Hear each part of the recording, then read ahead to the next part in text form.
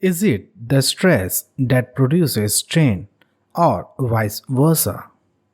Strain is the response of a system to an applied stress. When a material is loaded with a force, it produces a stress which then causes a material to deform. Engineering strain is defined as the amount of deformation in the direction of the applied force divided by the initial length of the material. What is the difference between proof resilience and modulus of resilience? Strain energy stored in a specimen when strained within elastic limit is known as resilience. The maximum energy stored at elastic limit is known as proof resilience. The proof resilience per unit volume or strain energy per unit volume is what we call modulus of resilience.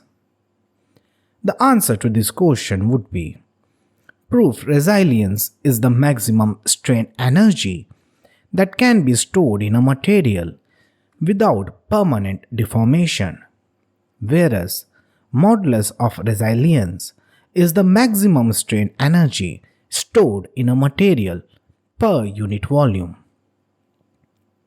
What is hoop stress and longitudinal stress in a thin-walled cylinder? The hoop stress is the force exerted perpendicular to the axis and the radius of the object in both the direction on every particle in the cylinder wall, whereas longitudinal stress is defined as the stress produced when a pipe is subjected to internal pressure. The direction of the longitudinal stress in a pipe is parallel to the longitudinal axis of its central line axis, which means that the stress acts in the direction of the pipe's length. The answer to this question would be when a thin cylinder is subjected to internal pressure, longitudinal and hoop stress are observed in the cylinder. Hoop stress is the circumferential normal stress developed at the tangential direction. Hoop stress acts towards the circumference perpendicular to the length of the cylinder, whereas longitudinal stress acts along the length of the cylinder.